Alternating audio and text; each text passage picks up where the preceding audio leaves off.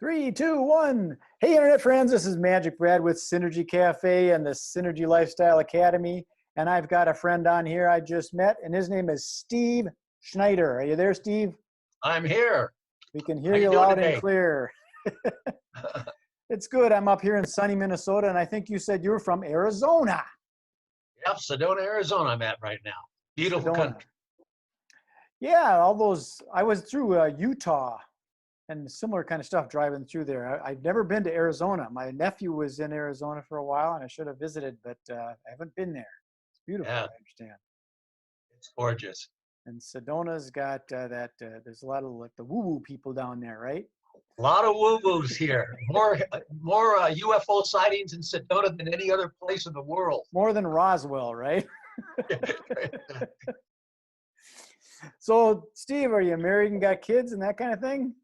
Yeah, married, 3 sons. In fact, our youngest son is with us here, waiting out the coronavirus. So it's the 3 of us here right now at our place in Sedona. Yeah, isn't that just a strange thing? It's just bizarre. I've never experienced. Only 62 years old, but I've never experienced anything like this before. Yeah, it's crazy, that's for sure. But we're all safe, and we're having a nice time here. Oh, similar thing. I'm me, my wife, and our dog, little 3 in a pod. So I read a little bit about.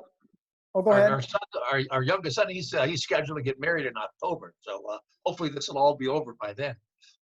Well, I'm in the event business, and part of the people that I promote to are wedding planners. And a lot of people don't realize it, but if a venue closes, the event closes. There's no wedding planners. There's no limousine. There's no photographer. There's no videographer. There's no dress. There's no music. There's no food. All done. So Yeah, it's a ripple effect and all that. So, but it'll all come sure back. is.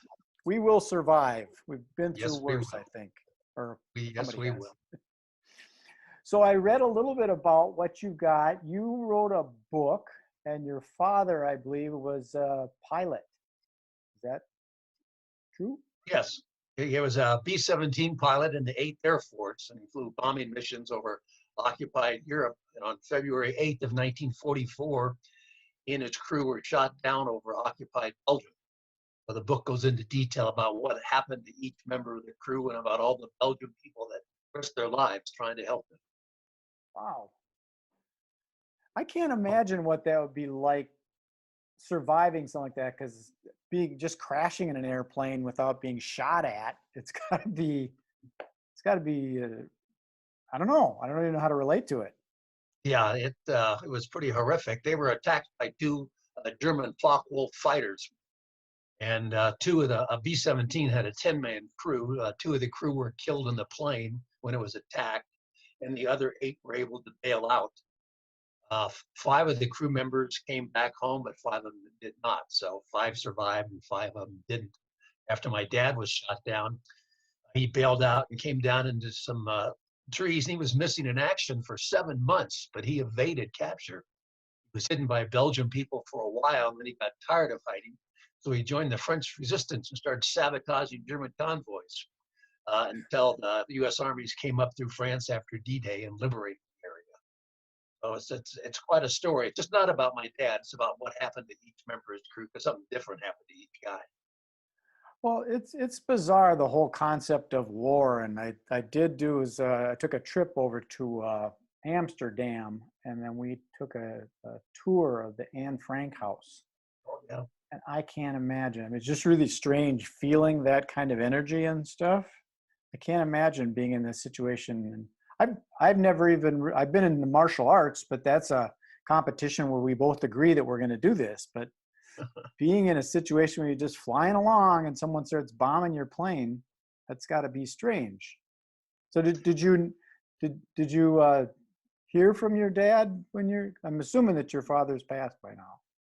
Yes, he died in 2007 at 91. He wasn't the last crew member to die, but he was the oldest. Wow. And I've been to Belgium 6 times. My first time was in 1994, when my wife and I accompanied my parents for the 50th anniversary of the liberation of Belgium and of my dad's plane being shot down. And that's when it became personal for me, because a lot of the houses and farms that he stayed in and that was hidden in are still there today. So I've been in these houses or farms, been in rooms where my dad was hidden. So I get chills just talking about it. I know that's a weird thing. Like I was saying, as I was at that Anne Frank house, you can just feel the situations. I mean, people that don't believe in that kind of stuff, like spirits and ghosts and stuff, you just feel it. It's just, I mean, it's just a strange situation. How many different places did he stay when he was over Oh there? gosh, he was moved around a lot. From place to place when he's being hidden. He might spend one night at one house or 6 weeks at another place. It all depended on how brave the people were who lived there and how dangerous the Belgium underground thought it was for him to stay there. And the Wow. people who hid my dad, or any down airman for that matter, were unbelievably brave people. I mean, they risked not only their lives, but those of their family and friends, because if the German secret police, the Gestapo, found out about it, they'd be arrested, tortured, and either shot or sent to concentration camps. And some of the people who helped my dad and other members of his crew did meet that fate. Was it that kind of thing where he's at a place, all of a sudden he hears that footsteps are going to be coming, so you got to pack up and get the hell out of there? Yeah, there's several instances described in the books where he was almost discovered by the Gestapo. One occasion, he had to go up on the roof and spent the whole night on top of the roof because the Germans were patrolling that area. So it was very stressful on my dad, being hidden. I think that's one reason why he got tired of hiding and wanted to get back into the fight. That's why he joined the French resistance, which was unbelievably courageous and brave to do, because he could have died fighting the Germans, or if they had captured him, he would have been shot on the spot as a terrorist. Sure. I guess I'm a coward because if someone starts shooting at me, I'm going the other direction, Yeah, Do you have a copy of your book with you? yeah, got one right here. This is the book. This is the hardcover book. It's available in hardcover, paperback, all ebook formats, and also an audio book. But in the print book, there's over 200 time period photographs, so you can visualize everything you're reading about, which Oh. makes a huge difference. And it's This on is my Amazon, dad's I'm assuming? crew. Pardon? Okay. It's on Amazon, I'm assuming? Yeah. Most people get the book on Amazon. About 60% of all the books sold are purchased on Amazon. But, if someone wants an autographed copy, they can go to my website. It's stevesnyderauthor.com, Okay. SNYDER. And there on the homepage, there's a little button that you can get a personally signed copy of the book. And it's called Shot Down. Shot Down: The True Story of Pilot Howard Snyder, my father, and the crew of the B-17 Susan Ruth. His plane was named after my oldest sister, 1 year Oh, old at the time that he went overseas. well, you got one. I bet you got one heck of a family reunion when people get together. Yeah, we're spread around in different parts of the country, so we don't get to see each other too much, but we keep in touch. You can do these virtual Zooms and you can get a whole bunch of people on the screen. Exactly. Everybody's doing it these days. So what inspired you to write the book? I know that you're proud of your father and things like that, but was there something else that just said, you know what, I got to write about this? Yeah, I knew the basics of my dad's story growing up, but it wasn't until I retired in 2009 that I had the time to really delve into my dad's war history in more detail. And my parents had kept a lot of material from the war years that I just wanted to go through and organize and learn a little bit more. And there were two items that were really significant. One was a diary that my dad wrote while he was missing in action about his plane being shot down, which is absolutely riveting. It's in the book. And then the other item were all the letters that my dad wrote to my mother while he was stationed in England before he got shot Oh, down. cool. And reading those letters were just absolutely fascinating. And I just became fascinated with the story of my dad and his crew, and became my passion. And three years into my research, I just came to the conclusion that the story of my dad and his crew was so unique and so compelling that it needed to be told. People needed to know about it. So I decided to write a book. So when you got all That's the data and stuff, was a lot of it like scattered around different dates and times and you kind of had to pull it all together and get it into like some kind of chronological order? Yeah, the biggest challenge, I was really fortunate to have so much information.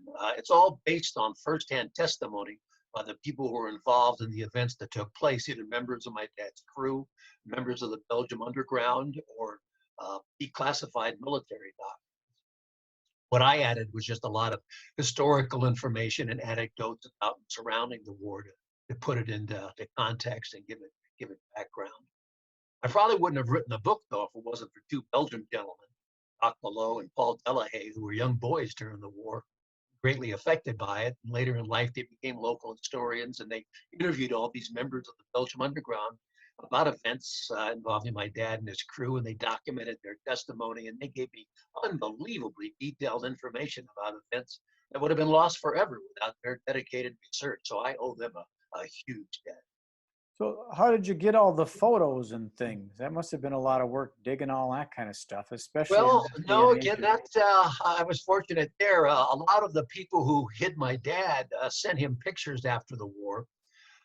So my dad had a lot, and then Jacques Malot and Paul Delahaye also provided me with lots of pictures. So there's many of the pictures were taken by Belgian people in 1944 during the war. Incredible pictures.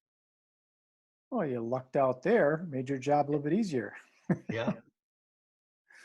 I just had another thought, and it was in my head when I asked that question, and now it disappeared. It was something else that I wanted to ask about. It's unfortunate. One of the most amazing things in my journey of writing this book is that I found the German Luftwaffe pilot that shot down my dad's plane and interviewed him for the book. We become really? friends. Yeah. He's the only person in the shot down story who's still living. His name's Hans Berger. He lives in Munich, Germany. He's 96 years old. And fortunately for me, he became a translator after the war, so he speaks perfect English. He gave me some wonderful information that's in the book about what it was like to go up against the 8th Air Force. There, I got it. The book. The book's right there, shot down. So if I remember what I was going to ask about, I think I read in there that you do talks and things. You travel around and speak about this situation.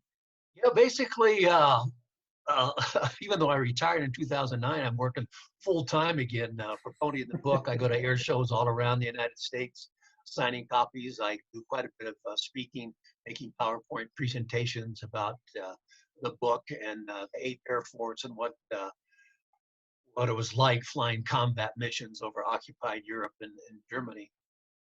I was just going to ask who is your audience for that, and you just answered it. It's air shows. You ever been to the Flying Cloud airfield up here in Minneapolis?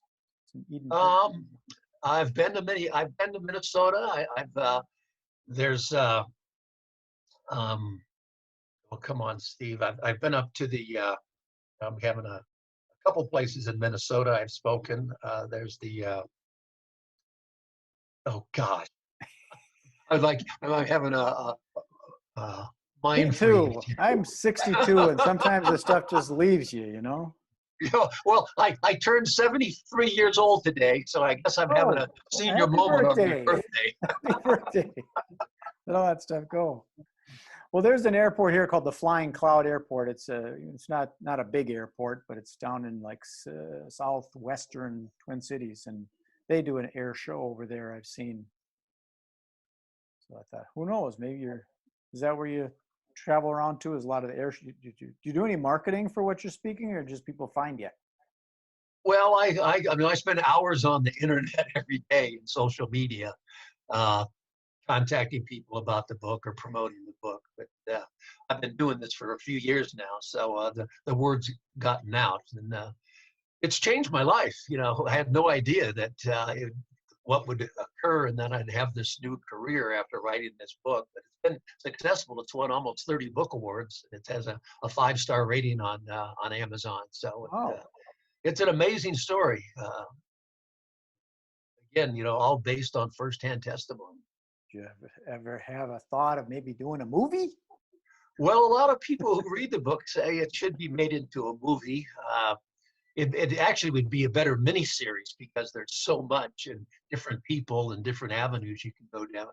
My youngest son and I, along with a couple other people, we made a little documentary short 13-minute documentary short that I've entered into a number of film festivals, which unfortunately a number of them this year now have to be streamed because they can't be shown in theaters. But it's done pretty well there.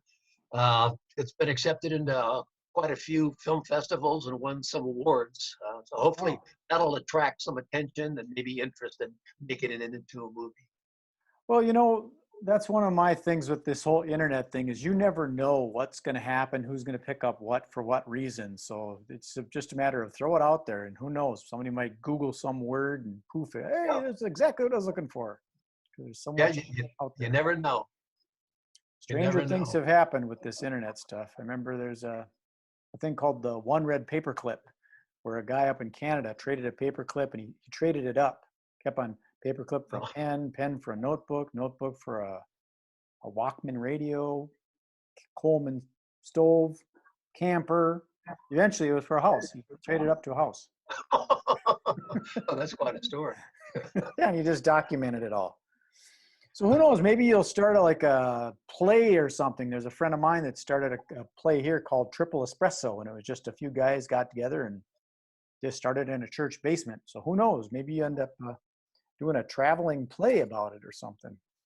Yeah, you never can tell. You know, that, like I said, yeah, been to Belgium 6 times, and we've done a lot of filming over there. So we have a lot of footage. In fact, I interviewed Hans Berger, the German Luftwaffe pilot, and part of that interview was in this little 13-minute documentary. That's got to be weird. Talking. Now, is that the guy that shot him down? Yes, and actually the gunners on my dad's plane shot Hans Berger down at the same time. They shot each other down. And he bailed out and he made it through the war. Yeah. Well, that's got to be weird too. I'm connecting with somebody that was your enemy, you know? Yeah, but pretty much he was like a U.S. airman. He was, you know, a young guy, 20 years old, you know, fighting for his country, trying to do a job and trying to stay alive. He said it was unfortunate they had to be shooting at each other, but, you know, that was war. That was their job, and that's what they were they're there to do. Yeah, I guess it's like that, like in the martial arts, 2 guys going at each other, and then when they're done, they're buddies. Yeah, Hans was shot down 3 times. He was really fortunate to make it through the war. Oh my God, I can't imagine. It'd just be so bizarre. Like I said, I never even been shot at, other than with a pea shooter. Yeah, those guys, you know, who went and fought, you know, they were the greatest generation. Amazing men. Yeah, they were just either late teens and early 20s. You know, a lot of these guys just out of high school, never been out of their hometown before. Some of them, because back then the U.S. was a rural, you know, country. That's another strange thing. Someone so young going into something so dangerous. It's bizarre. Absolutely. Well, Steve, I don't like to do these too long because I want to keep them tight enough where people can consume all the information. And then what I'm going to do is beam it up to the universe and propagate it out to the internets, and we'll see what happens from there. And when I send that out, I'll connect with you on social media too. And if you could share it just like I do, Absolutely. That's where the synergy part comes in, and we'll propagate this thing out on the internet. So how do people get a hold of you then? So what's your website so they can find you? SteveSnyderAuthor.com. That's SNYDER, SteveSnyderAuthor.com. And I'm on LinkedIn as well as Facebook. I have a personal page on Facebook as well as an author page on Facebook. Got it. And there's a ton of information on my website. It's not about the book, but there's lots of videos, interviews on the website, links to different movies, and archival footage about the air war over Europe. It's a lot of information on my website about the war. Yeah, what I do is I'll probably just Google Steve Snyder shot down and see what comes up, and then I tie everything all together. That's how I do it. There you go. Yeah. Well, Steve, I appreciate you taking the time today, and enjoy the weather down there in Sedona, and I'll try and enjoy it up here in Minnesota. Okay, wonderful. Thanks again. Okay, thank you, sir. Good, enjoy it.